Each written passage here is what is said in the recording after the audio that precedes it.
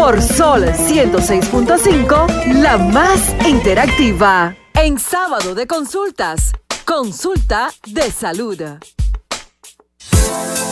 Retornamos al interactivo de la orientación, sábado de consultas. Recuerden que sin salud no hay felicidad ni economía familiar que resista, y es por eso que nuestro espacio se enfoca en la orientación. Nos da mucha alegría este principio de año poder compartir este espacio junto a ustedes y sobre todo a una gran profesional de la salud de nuestro país, la doctora Alexandra Iches. Ella es psiquiatra especialista en adicciones. Doctora, gracias por acompañarnos una vez más en este principio de año. Pues muchísimas gracias a ustedes por tenerme presente en el 2022, porque tú sabes que hay gente que se olvida del otro desde que llega un año nuevo. Sí. Entonces, muchísimas gracias. Yo feliz porque considero que Sábado de Consulta es mi casa también. Sí. Y bueno, aquí a las órdenes para prestar lo que yo hago, que es salud mental, no hay otra forma. Y vas a destilar un chin de veneno, Carlos, pero solo voy a decir que fue su primera y única casa. También. Por aquí comenzó su historia en los medios, doctora. Sí. Por aquí comenzó su historia. Nosotros hace un par de años muy gustosos de que siempre hemos tenido su respaldo y sobre todo esa orientación que usted le brinda al pueblo dominicano a través de esta plataforma que es Sol 106.5 y Sábado de Consultas. Doctora, en términos de, hemos visto que, bueno, la salud mental, recientemente la OMS ha hecho un planteamiento que ya la considera como, no la salud mental, sino, por ejemplo, la adicción a los juegos, lo ha considerado como un tema de salud mental muy grave, que fue de los primeros temas que usted abordó con nosotros. Y que yo en ese momento, por eso yo digo que nosotros somos primicia casi en todo. Y digo casi porque en lo que no lo hemos hecho es porque no se le ha dado la difusión necesaria. Pero no sé si te acuerdas que cuando hicimos un programa durante la pandemia, yo hacía una proyección de la dependencia a la tecnofilia y al tema de los juegos, y hacía mucho hincapié en que habíamos cambiado totalmente lo que eran nuestros patrones de comportamiento y que esto iba a detonar en lo que era un trastorno mental. Porque cuando tú ya empezabas a limitar esto, pues entonces ya había una reacción que tú veías que era propia de aquella persona que hace abstinencia. Para mí fue de mucha gratificación cuando vi eso publicado, pero también uno maneja un poco de impotencia, porque igual cuando tratamos las secuelas post-COVID neuropsiquiátricas, yo hablaba del deterioro cognitivo, yo hablaba de las enfermedades mentales tipo depresión, ansiedad, pánico, y a mí me dijeron exagerada. Y resulta que ahora salieron todos los estudios de esto que hablamos en su momento. Y recuerdo, sin temor a equivocarme, que en este espacio la doctora dijo que era necesaria y obligatoria que las autoridades tomaran en consideración incluir dentro de nuestros planes de salud, la salud mental. Lo recuerdan todos. Y va a haber un estalle, porque esto... O sea, la farmacoeconomía y hacer proyecciones en estadística en salud es como cuando tú te sientas con un cuaderno. O sea, se pueden hacer proyecciones y gastos. Entonces, ¿qué ocurre? Tenemos una población enferma. La salud mental es en este momento uno de los servicios, por no decir el primero, más demandado, y resulta que si las ARS no se ponen de acuerdo con los que hacemos salud mental y empiezan a incluir condiciones, porque te voy a decir algo, una urgencia como un intento suicida, que puede ser secundario a una depresión o cualquier situación anterior, ¿cómo va a ser que el paciente va y no es cubierta? Sin embargo, ese paciente que intentó va a ir a 20,000 médicos y le va a resultar más costoso a la ARS que pagar una consulta de salud mental. Claro. ¿Cuál ha sido el detalle, Carlos? Que las ARS quieren ponerle precio al trabajo. Exacto. Quieren ponerle precio al trabajo. Y yo decía que un pediatra, ¿verdad?, puede ver 10 niños en una hora, pero un psiquiatra no. Entonces, ni un psicólogo. ¿Y tú sabes cuánto pagan? Porque ya yo me he vuelto vocera de decir, excepto de algunas ARS que han sido un poco más conscientes y han subido un poco la tarifa. ¿Tú sabes cuánto quieren pagar las ARS por una consulta de salud mental? 300 y 500 pesos, y de eso te retienen el 10%. ¿Y te pagan 200 cuando...? Pesos. Sí, tienen fechas para pagar, tengo que decirlo, pero el tema está que el costo promedio de una consulta de salud mental en el mercado oscila entre 4 y 8 mil pesos. ¿Y cómo tú quieres pagarle a un médico 300 o 500 menos el 10? Pero ¿cuál es el otro detalle? Que yo veo, hay pacientes que me demandan una hora y media, y todos lo sabemos. Pero, y tú te imaginas 4 pacientes por 2,000 pesos en toda una mañana, cuando hay que pagar consultorio, aire, luz, teléfono, secretaria, y no obstante, una póliza contra demandas. Contra demandas también. Porque tú no sabías eso. O sea, No. nosotros somos demandables.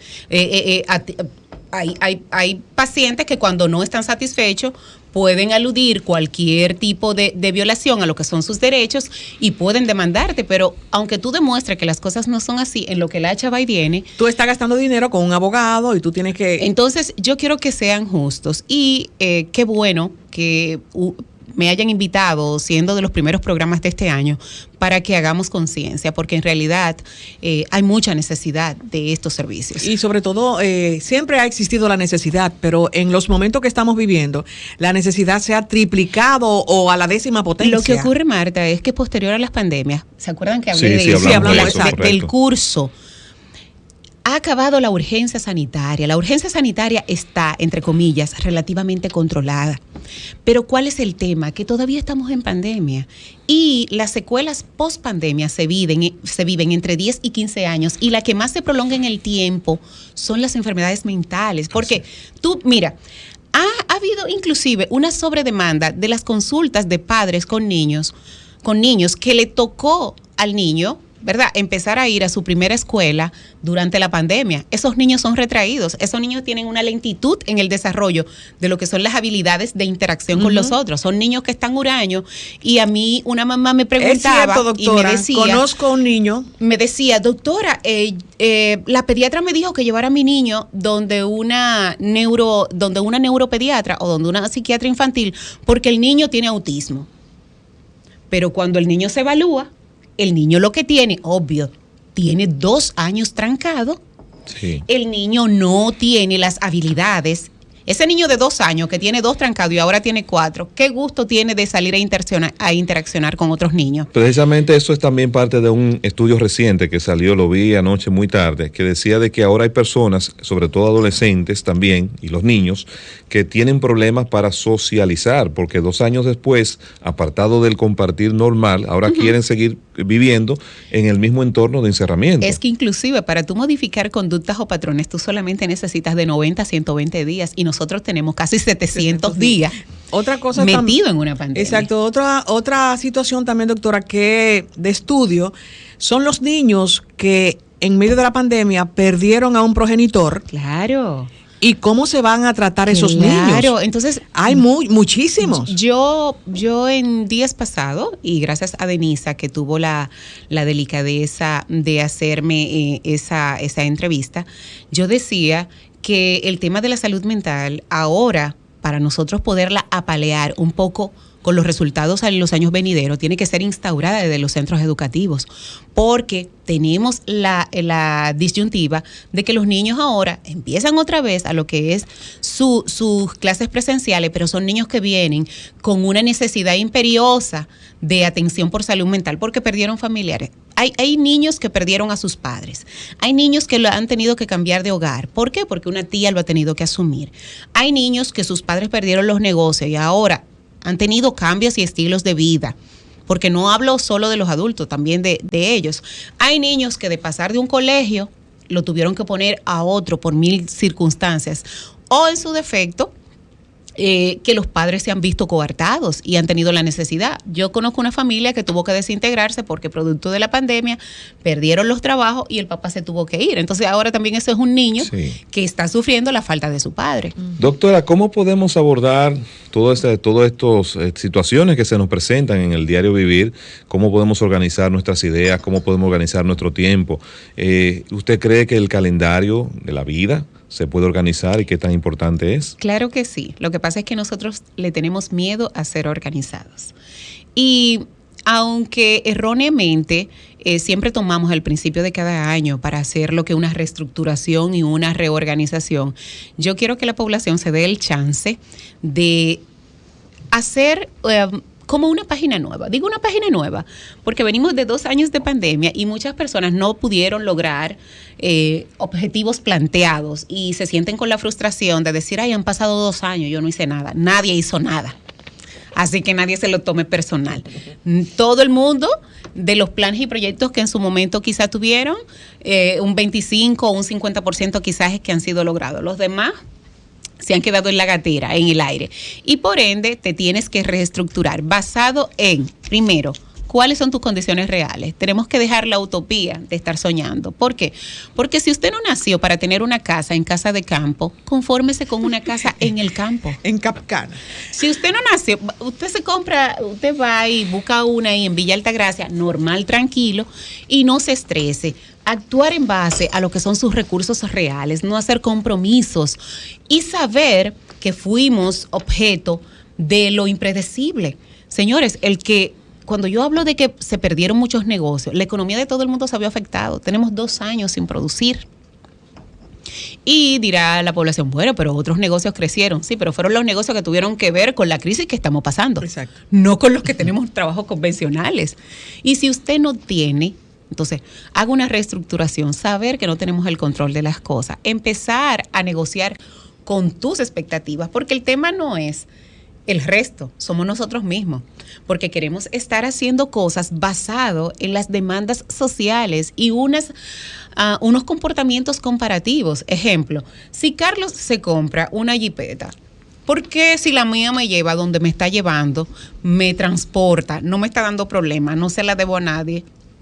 ¿Por qué tengo que empezar con la angustia de que yo también tengo que cambiar mi jipeta? Él no me puede tullir, esa es la palabra. Sin embargo, al final todo eso se queda, porque hasta las personas que más dinero tuvieron o tienen durante la pandemia, bueno, hubo algo que me dijo, doctora, yo tengo un avión y no sé para dónde voy a coger.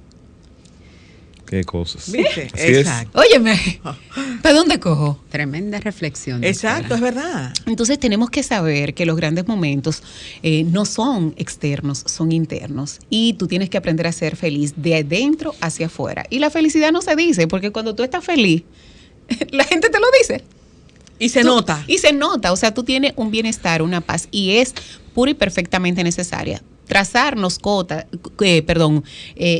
trazarnos nuestros proyectos en cuotas pequeñas. ¿Por qué? Porque cuando nos trazamos una meta muy grande, nosotros no visualizamos ya en la meta, pero nosotros no vimos los escalones que hay que llegar para esa meta.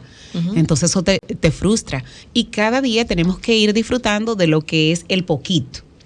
Hoy yo logré esto, mañana logro aquello. Doctora, entonces cuando nos trazamos esas metas, como usted bien dice, a largo plazo, pero no nos visualizamos en esa meta, sí. Es justo en ese momento donde cuando no podemos lograr esa meta tan alta, es que viene la depresión. Claro. Y es que viene la ansiedad, viene una ansiedad, viene una desesperación, una incertidumbre, una angustia.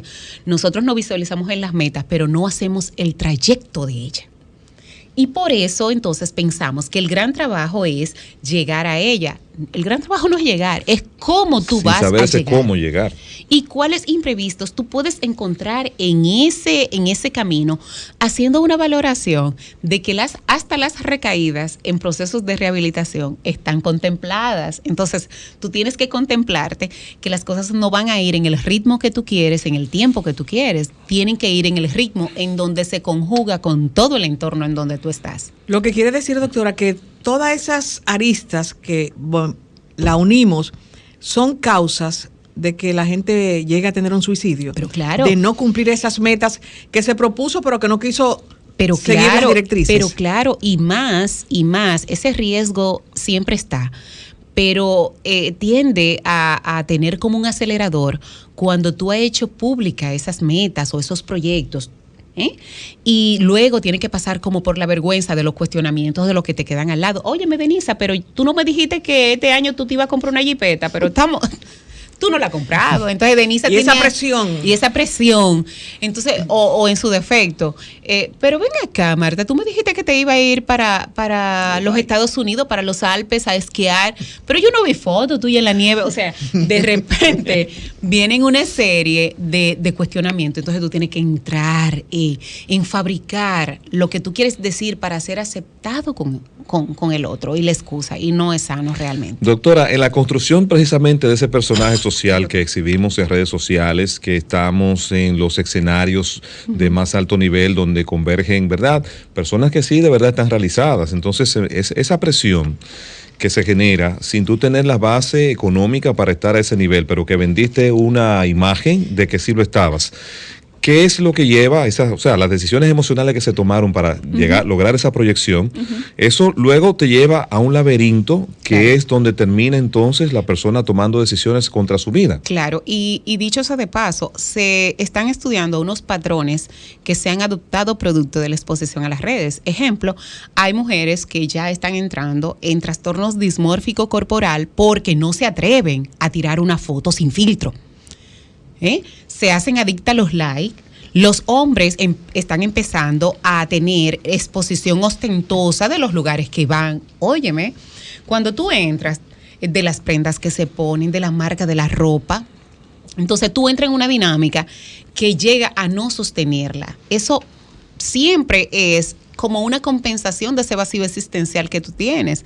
Tú subes la foto cuando estás en uno de los restaurantes más famosos, pero tú no subes la foto cuando te paraste en la esquina antes de llegar al trabajo y te comiste una empanada. No, porque esa no genera like. Y realmente te hace caer en una depresión. Hemos visto, lamentablemente, inclusive el término de manera nefasta de muchísimas personas que eran TikTokers, personas famosas en las redes. Mira, tuvimos lamentablemente la pérdida de esta chica que fue Miss USA, y todo el mundo se lo cuestionó, pero es que la depresión y la ansiedad no tienen un letrero. Sí dan indicio, pero tú no tienes una marca, tú no tienes un letrero y pasa desapercibida. Nosotros queremos que usted que nos esté escuchando se comunique con nosotros, haga su pregunta y también nos haga partícipe de su historia, porque para eso estamos. Con nosotros, tu consulta es gratis. Comunícate 809-540-1065. 1-809-200-1065 desde el interior sin cargos. 1-833-610-1065 desde los Estados Unidos. Sol 106.5, la más interactiva. Retornamos a esta interesante conversación con la doctora Iches. Ella es psiquiatra general y de enlace, también especialista en adicciones. Feliz tarde. ¿Quién está con nosotros y desde dónde? Hola, ¿qué tal? ¿Cómo están? Bien, gracias. Sí, tengo una pregunta. ¿Qué pasaría con las metas que tú tienes, pero que no dependen 100% de ti? Entonces, O sea, que tú puedes hacer todo lo que tú está de tu lado, pero que a veces simplemente no se da. Mira, me encanta esa pregunta, me encanta, porque realmente casi todos los proyectos, todas las metas que nos planteamos en la vida somos entes sociales, nunca van a depender 100% de ti. Exacto. Y cuando dependen de segundas o terceras personas, yo siempre digo que el resultado es inesperado. ¿Por qué? Porque aquella segunda o tercera persona en algún momento de ese trayecto puede agotarse, puede desistir o al final puede decir que no va a continuar. Pero ¿qué tú debes de hacer? Y por eso dije de los primeros tips que tú tienes que hacer una valoración real de cuáles son tus expectativas y tus herramientas y contar con cada uno de esos pasos que sí dependen de ti. Cuando dependen de otro, entonces esa expectativa que tú tienes sobre esa meta, tú no la puedes idealizar porque tú estás esperando un resultado. Exacto. Ejemplo, tú te preparas y sales con la proyección o empiezas con la proyección de un buen trabajo, ¿verdad? Que eso ocurre con mucha frecuencia. Eso es un proyecto, tú conseguirte un buen trabajo. Pero los trabajos que te van apareciendo quizás no son los que llenan tus expectativas, pero no te quedes desempleado. Coge uno mientras tanto. Mientras aparece es ideal. Cuando son logros que tienen que ver con obtención de cosas materiales, debes de saber que es todo un proyecto. Alguien me decía, ay doctora, mire, yo siempre he soñado con unas vacaciones. Digo yo, sí, pero tú la estás dejando en sueño. ¿Qué tú estás haciendo hoy para que te va a llevar esas vacaciones? Si tú te quieres ir en diciembre de vacaciones, supongamos, tú dices, bueno, lo primero que tú tienes que decir, ¿para dónde voy? ¿Con quién voy? ¿Cuánto voy a gastar? ¿Cuáles son los lugares que me interesan de ahí? Cuando tú haces todo un presupuesto, tú dices, bueno, yo no puedo disponer, ejemplo, de 20,000 pesos. Ah, bueno, pero de aquí a diciembre faltan 10 meses. ¿Cómo yo divido esos 20? Ah, tengo que ahorrar 2,000 mensual. Entonces, eso se llama tú hacer una planificación y tener en cuenta que aunque no todo, todo depende de ti, saber que si tú no logras ese proyecto a donde tú estás, muévete. Porque no somos estáticos. Las cosas que no se mueven son aquellas que están sembradas. Exacto. O que están plantadas. Los edificios no se mueven. Salvo que haya los un terremoto, árboles no se mueven. Entonces, si tú no consigues tus sueños, tus proyectos en donde tú estás, revísate y si tienes que moverte, muévete. Porque nuestra población rural, nuestra gente de campo que dice que hasta perdiendo se gana. Uh-huh. Exacto. Entonces, la vida se trata de eso.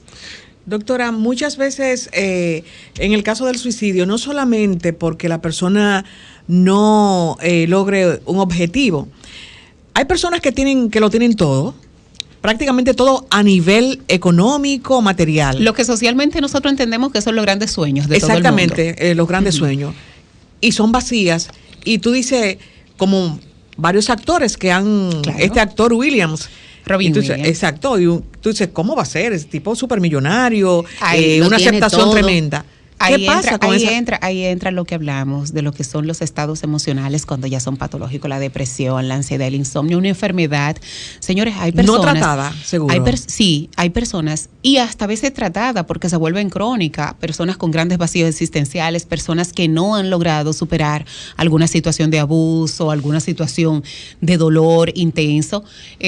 Hace unos años, para hacer una conexión con el medio artístico, ustedes se acuerdan de Lola Flores, esa gran artista. Cuando ella falleció, su hijo no superó el proceso del duelo y su hijo se suicidó por la falta de su madre. O sea, hay muchas situaciones por las cuales una persona puede tomar de manera desacertada esa decisión cuando está sumergido en grandes deudas, cuando se siente solo, porque tú puedes estar rodeado de gente. Tú puedes estar rodeado de gente y estar solo. Y la presión, hay presiones que pueden hacer llegar a tú tener un suicidio. Un ejemplo, una presión de trabajo, de que tú tengas que... Claro, lo que pasa es que las presiones o los estresores externos solos no producen una decisión de ese tipo. O sea, tú también tienes que estar afectado. ¿Por qué? Porque esa presión de ese entorno, ¿verdad?, hace que tú tengas una respuesta inadecuada con relación a la actitud que tú deberías de tomar frente a esa situación. ¿Por qué? Porque si tú me dijeras a mí que yo estoy recibiendo una presión full de un trabajo, yo tengo varios aspectos que valorar. ¿Qué tanto me estoy beneficiando yo de esta presión? ¿De verdad esta presión vale la pena? ¿Puedo tener la opción de otro trabajo? Esta presión en algún momento desaparecerá, porque tú sabes que hay gente que llegan eventuales a los lugares y hacen de ese lugar todo un caos. Sí. ¿Habrá posibilidad de que esa persona se vaya? Ok, pero si es el dueño, hermana, la que está mal eres tú. Tú eres la que te tienes que ir de ahí. Entonces tenemos que aprender, pero no sabemos desapegarnos de las cosas. Ese es un tema. Tenemos otro contacto. Feliz tarde. ¿Quién está con nosotros y desde dónde? Sí, de La Romana. Un abrazo para este gran equipo, el pueblo dominicano y la doctora. Gracias por su tiempo. Muchísimas gracias, Primitiva. Sí, esa soy yo. Doctora, rápidamente le voy a externar que hay en nuestra sociedad, que son como asuntos de psicología, de problemas psicológicos, que yo quiero que usted le diga algo a la violencia que se ve en las calles, que los problemas, todo es con violencia que se resuelven. A esos jóvenes que matan a otros jóvenes, supuestamente lo encuentran robado. Vienen así, con una alegría y una cosa que eso no tiene madre. Y lo otro es los problemas entre familias, que uno se coge prestado al otro y después hasta con un asesinato lo resuelve, que vi anoche un caso en la televisión, supuestamente. Gracias. Ya, muchísimas gracias. Les cuento, usted ha dicho dos cosas que nosotros en su debido momento también la mencionamos acá, que fue la manifestación de la irritabilidad, la ira, traducida en lo que es agresividad. La agresividad y la violencia son dos entidades que lamentablemente se está viendo en nuestra sociedad, pero no solamente aquí en República Dominicana, sino a nivel mundial, porque nosotros entendemos que ya tenemos el derecho de poder tomar acción con nuestras manos, pero también es porque hay una inafectividad dispersa en el ambiente. Señores, ya nadie siente nada por nadie, ya nadie se conduele por nadie. Y el mismo tema de la tecnología y el modernismo nos ha llevado a que podemos ver situaciones dolorosas que podemos intervenir, claro, preservando lo que es la seguridad tuya, y nosotros lo que atinamos en ese momento es hacer un live o a filmar o hacer algo de ese tipo. O sea, la sensibilidad se ha perdido, pero mucho de esto tiene que ver porque no hacemos una conexión con nuestros sentimientos y lo que es una valoración real de una relación. Con el tema de esa violencia es porque hay una intolerancia. Denisa me hace algo y ya yo me creo con el derecho de venir y poner o hacer algo que realmente le duela. Ustedes se han fijado que la población ya está tomando una conducta de hacer cosas contundentes y realmente dolorosas, porque antes tú le decías algo a alguien y esa persona te dejaba de hablar o te ignoraba o te hablaba exactamente o le hablaba de ti mal a otra gente, pero ya eso no, porque eso es muy simple. Ya las personas están haciendo acciones negativas en escala mayor. Y por eso tenemos que retomar lo que es eso tan importante como lo que es salud mental y, obvio, empezar otra vez a cultivar de que los sentimientos son buenos y válidos en una sociedad moderna. Exacto. Ahora mismo tú eres afectivo conmigo y dicen, ay, pero este sí es ridículo, míralo diciéndole a la doctora de que lo quiere. Sí. O sea, la manifestación, cuando tú manifiestas cariño y amor y atención, a ti te dicen ridículo ahora. Sí. Te dicen ridículo. Es más fácil mandarte un corazón por WhatsApp que demostrarte un cariño. Señores, face to cuando nosotros tenemos la oportunidad, tú te tardas más escribiendo algo que poniendo un voice. A mí me encanta que pongan mensajes de voz, no que escriban. Cuando yo le digo, oye, Carlos, yo voy para allá, estoy a la 1 en el programa, no es igual a cuando Carlos lee, estoy a la 1 en el programa. No. Porque él está escuchando mi tono de voz y ahí puede saber cuál es mi ánimo, cuál es mi disponibilidad. Doctora, al inicio del programa yo decía que quería conectar el tema de hoy con el Día de San Valentín, porque mucha gente decía como, wow, sí, hablando de suicidio, próximo al Día del Amor y la Amistad. Sí. Pero me llegó a la mente la siguiente pregunta. ¿Qué tanto se ama una persona que intenta suicidarse? Aquí, bueno, hay dos cosas que tenemos que separar, lo que es autoestima de amor propio. La gente lo confunde con mucha frecuencia. Y también no quiero entrar a colación esa palabrita, que si por mí fuera el RAE, la Real Academia de la Lengua Española, debería de eliminarla, que es el mal uso que se le está dando a la palabra empoderamiento.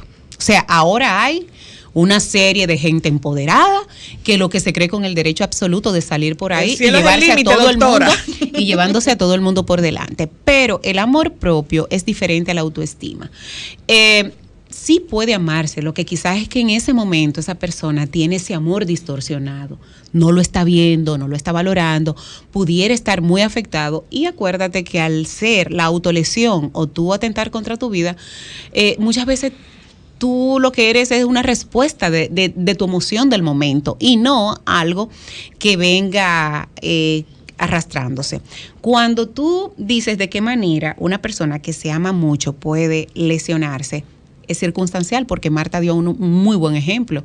Hay presiones, hay situaciones económicas, hay situaciones vergonzosas que no tienen nada que ver con tu amor propio, pero sí tienen que ver cómo tú luces a nivel del resto, a nivel de los que pueden cuestionarte. De hecho, ustedes van a ver muestra el lunes de muchos regalos esplendorosos, porque ahora mientras más costoso es el regalo también que tú das, es significativo de que tú amas mucho. No todo lo que se regala muy grande tiene de verdad un vínculo afectivo. Ahora, mientras más grande es el regalo, más impresiono a quien ve que yo regalé o a los que me están siguiendo. Incluso sabemos que es un día tipo madre, tipo papá, tipo Semana Santa, que se ha comercializado mucho, pero obvio, es lo que vivimos en nuestra sociedad. Doctora, ¿se puede combatir el impulso o deseo de quitarse la vida con medicamentos? Sí, claro que sí, porque si es producto de una depresión, yo tengo que tratar la depresión. La depresión, uno de los síntomas más cardinales es que hace una alteración de la estructura del pensamiento total, un sentimiento negativista, una idea persistente de no valoración, una baja autoestima, el paciente se siente triste, abandonado, solo. Y si yo tengo una depresión depresión diagnosticada, inmediatamente trato con fármacos lo que es la depresión. También hay un grupo de medicamentos que me ayudan a quitar esas ideas persistentes. Entonces, y otros procedimientos que se hacen ya cuando el paciente requiere hospitalización, pero realmente hay que tratarlo. La sola idea es un ingreso. Es un ingreso clínico, señores, porque nos encontramos también, los médicos nos encontramos de mano atadas cuando nos dicen, ay, doctora, mira, él intentó, ok, me lo llevan a la consulta y digo yo, mira, es que eso es una emergencia, hay que ingresarlo. No, doctora, que él no quiere, pero es que yo no estoy preguntándote si el paciente quiere o no quiere, porque de hecho, los pacientes que tienen un intento suicida se le hacen hasta ingresos involuntarios porque en ese momento no tiene el discernimiento de saber qué es lo más beneficioso para su vida y no intentó. Y los familiares entran en una conducta paternalista de querer complacer al paciente, de aliarse al paciente. Ay, pero hubo alguien que me dijo, no, doctora, es que yo no puedo ingresarlo porque usted se imagina qué vergüenza. Digo yo, pero ¿y qué vergüenza más grande que todo el mundo sepa que él se intentó suicidar y no hicieron nada? Exacto. Porque aquí tenemos que entender que los intentos tienen un matiz también legal. Tienen un matiz legal. Cuando tú me dices que no va a ingresar a tu familiar, yo te digo, ven, Marta, mira, fírmame este documento de descargo, dame la copia de tu cédula y tú eres responsable. De cualquier cosa. De cualquier cosa, porque ¿qué es lo que ocurre? Cuando ocurre entonces la situación, dicen, pero ella estuvo donde la doctora Iches. Ay, la doctora no hizo nada. O sea, yo entro también en un cuestionamiento. Y es lo más fácil que se diga. Claro, porque al final se hace una delegación de culpa. Doctora, dice que el suicidio es la 9ª causa del mundo en muerte. Ahora, es la primera causa de muerte en personas jóvenes con no enfermedad crónica. Ok, wow. Entonces, las edades en que oscila y qué género. Hombre o mujer, ¿cuál es más alto? El fenómeno, porque el suicidio no es un diagnóstico, el suicidio es una entidad, es un fenómeno que tiene la característica, obvio, las mujeres lo intentan más, pero los hombres los logran más. Porque los intentos suicidas de las mujeres son mucho más sutiles y dan generalmente cabida a que pueda haber una intervención.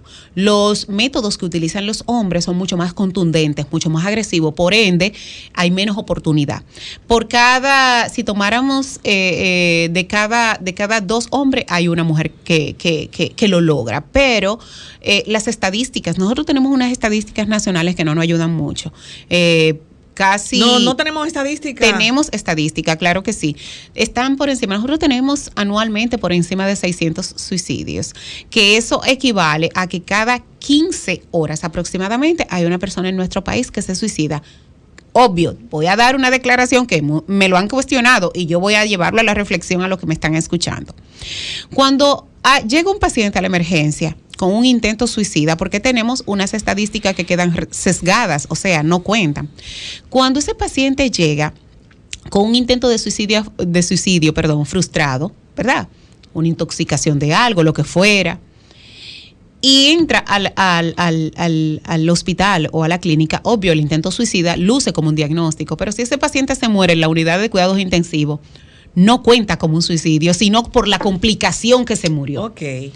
Sin embargo, ¿qué lo llevó a la complicación? El intento. Suicidio. El intento, claro. Entonces fue un suicidio, decimos ahí, un suicidio insoluto, o sea, que al final logró su cometido, aunque no fue en el momento del suicidio. Del suicidio per se. Correcto. Entonces tenemos que tener mucho ojo. Me preguntan siempre, doctor, ¿y cómo podemos ayudar a alguien que en algún momento se ha acercado a nosotros y nos dice, señores, lo primero es no cuestionar y no preguntar? Si alguien se te acerca y te dice, mira, yo no tengo deseos de vivir, en vez de tú estar diciendo, pero mira, muchacho, pon de tu parte, ¿y de dónde tú sacas eso? Con tantas cosas que tú tienes, cuando tú hablabas de lo material, es que tú puedes tener de todo y estar vacío y deprimido. Tú lo que tienes que decir, ok, vamos a hacer lo siguiente, ve, sube, báñate, arréglate y vamos allí. Y tú llevarlo a una consulta. Señores, en el momento que alguien tiene la confianza de decirte a ti que no quiere vivir, tómalo como bueno y válido. No le diga, vamos a dar unos traguitos allí, que eso se te va a quitar, eso fue porque fulanito te votó, o eso fue porque tú cambiaste de trabajo. O tú no buscas de Dios, le dicen también. Que dicho sea de paso, nuestra población que tiene una afinidad religiosa tiende a tener muchas veces ideas, pensamientos y deseos de no vivir y lo ven como un castigo divino. Uh-huh. Entonces, señores, si nos vamos a refraneo, después de Dios, ¿quiénes están? Que eso en el argot, y aquí no voy a pecar de narcisista, dicen que después de Dios los médicos, ¿verdad? Señores, busquen ayuda, que para eso nosotros estamos. Exacto. Nosotros estamos para servir y para mediar y para ayudar a las personas a tener calidad de vida y preservar su vida. Sí. Doctora, las señales que pueden estar ocurriendo en el entorno nuestro, de nuestros amigos, familiares, en sentido general, ¿cuáles señales nosotros podemos comenzar a advertir que pudieran desencadenar en un intento de suicidio? Una de las primeras cosas que se hace es una modificación total de la conducta. La no valoración de los proyectos que tú te has planteado. O sea, el dejar, el como que te empezó a desinteresar absolutamente todo. Empieza un retraimiento, ya no hay interés de compartir. Empiezan en algunos, y eso se ve mucho en los hombres, que son obsesivos, a organizar. Si usted es un hombre que nunca ha tenido orden de nada, usted desde que empieza a organizar, eso llama la atención. O le preguntan, óyeme, si yo faltara, si yo me muriera, eso me ocurrió con un par de hermanos. Hubo un hermano que le preguntó al otro y luego después del intento, gracias a Dios, no se llegó a consumar. Después el hermano fue que dijo, pero él, por eso fue que él me preguntó que si él no estaba, si él faltaba, si yo me iba a llevar a sus hijos, si yo iba a cuidar a sus hijos. Porque muchas veces el pensamiento, tú tienes un deseo de no vivir, pero tú como que no quieres tampoco hacer sufrir a los que dejan y tú empiezas como a hacer una serie de arreglos y de pedir ayuda y solicitudes con las personas que tú te manejas, y eso llama la atención. Cuando tú dices que quieres estar solo, cuando también aparecen esos escritos, la vida no es grata. Las cartas aparecen, ¿sí? Sí, tenemos un contacto. Okay. Sí, las cartas pueden aparecer, empiezan también conductas de mucha irritabilidad, pero pregunta ¿para qué? Para empezar a tener conflictos con los que están a su alrededor. Entonces ya Carlos no me habla, tiene un motivo. Uh-huh. No, que no me habla, entonces no me puede invadir y yo tengo más libertad para hacer lo que quiero. Vamos a tomar este contacto. Feliz tarde, ¿quién está con nosotros y desde dónde? Esta pregunta es del pueblo dominicano. Doctora, la gente muchas veces no nos gusta ir al psicólogo o al psiquiatra porque nos etiquetan desgraciadamente como loco. ¿Qué te diría? Gracias. Bueno, sí, ciertamente. Y voy a dar una queja pública. Sí. La mayoría de pacientes mira, un paciente para llegar a psiquiatría se tarda entre 8 y 15 años. Pero entre esos 8 y 15 años, Marta, ha rodado por un sinnúmero de terapeutas, de psicólogos, y muchas veces el psicólogo llega a ser lo que nosotros decimos una transferencia. Una transferencia es una empatía que sobrepasa la línea profesional y no deriva al paciente en su momento. Entonces, ese paciente tiene 3 años, 4 años yendo a terapia y su mismo familiar te dice, doctora, yo tengo 3 años llevándolo, yo no he visto que hemos mejorado, que sigue deprimido, que sigue mal. ¿Por qué? Porque hay entidades que son enfermedades. No todos bueno, y lamentablemente, como las alteraciones mentales lo que dan son alteraciones conductuales, no todas las conductas que tiene un paciente de salud mental son modificables con terapias psicológicas. Entonces, háganse una valoración médico-clínica, vayan donde un psiquiatra. Yo siempre digo que si me preguntan a mí, si tú vas por primera vez a un médico de salud mental, que a quién tú vas, si psicólogo o psiquiatra, ve a un psiquiatra, porque el psiquiatra es médico, va a poder identificar si tú tienes una causa médica que te está provocando esto, y si no, te va a derivar con el terapeuta necesario. Hay entidades médicas, ejemplo, como el hipotiroidismo. El hipotiroidismo causa depresión y causa insomnio. Y tú con depresión e insomnio, pero sin saber la causa, tú vas a un psicólogo, tú duras 4 años, pero el psicólogo no es médico para saber qué te está pasando en tu cuerpo. Sí. Claro. Entonces, y también hacer la observación, señores, que la injerencia del profesionalismo va tan lejos que los psicólogos no pueden indicar medicamentos. No. Y lo digo porque reiteradamente vemos pacientes que nos llegan a nosotros y nos dicen, doctora, mi psicólogo me indicó esto, y es verdad. Se lo indica. Se lo indica. No son médicos. Bueno, nosotros, verdad. la verdad que doctora, conversar con usted, el tiempo se va a una velocidad extraordinaria. Por Súper favor, háblenos extraordinario. brevemente de su calendario, que ya nos enteramos. Ah, sí. Y de sus contactos. Sí, para la semana que viene vamos a tener una rueda de prensa. Lo voy a invitar a ustedes. Gracias. Pero ustedes no son como rueda de prensa, sino como hermanos y parte del proyecto. Gracias. Halagados. Gracias. Sí, eso fue algo que se me ocurrió a final de año pasado, en donde gracias a mis pacientes que asumieron con responsabilidad su diagnóstico, hemos hecho el primer calendario de salud mental, en donde cada mes, dependiendo de la patología, porque hay días que se conmemora o se resalta el día de la bipolaridad, de la esquizofrenia, del trastorno obsesivo compulsivo, cada uno con un diagnóstico, y vamos a tenerlo ahí, definiendo la enfermedad, la característica y qué tú puedes hacer. O sea, chulísimo, no porque lo hayamos hecho nosotros, pero eso está chulísimo, y la primicia es que nadie en Latinoamérica había hecho hasta ahora ninguno. Entonces, Muchas felicidades. lo primero es Excelente. que los pacientes han decidido darle cara a su diagnóstico, no avergonzarse. Súper importante. Muy importante. Porque eso nos ayuda a los que tenemos miedo a lanzarnos a ir al psiquiatra. Y te voy a decir lo siguiente, esto ha llegado a un punto que incluso tengo uno que es Alejandro. Alejandro es médico. Wow. Y Alejandro sufrió durante muchísimos años de ansiedad y él no entendía esa cosa, y para colmo, hijo de un médico, y el papá le decía, pero mira muchacho, pon de tu parte y todo, hasta que le entendió. Y él dijo, pero ven acá, doctora, esto era ansiedad. Y después que asumió su situación, está súper chulo. Tenemos a un niño con autismo, tenemos bulimia nerviosa, tenemos trastorno del sueño, tenemos trastorno obsesivo compulsivo. Yo fui y me tomé como ejemplo, Carlos, Sí. y me puse en el mes de enero. Ok. ¿Qué se celebra ese día? El Ese día mes. 13 de enero, el día 13 de enero es el Día Mundial de la Depresión, pero que aunque yo no sufra de depresión, gracias a Dios, y para eso estamos, el día, si la sufriera, me la tratara. Claro. Voy donde otro colega, es lo primero. Y segundo, lo quise para ser empática con con lo que está en el calendario. Mira, tu doctora también está aquí. O sea, esto no es Sus contactos, doctora. DRA, por favor, síganme. Yo necesito llegar a muchos seguidores para que entiendan esto. DRA. Yo la tengo. Iches, con H y Z al terminar, y mi contacto 849-206-5345. Bueno, así llegamos al final de Sábado de Consultas este sábado con Marta Figuereo, la doctora Alexandra Iches y Denise Ortiz. Hasta el próximo sábado. Bye, bye. Bye.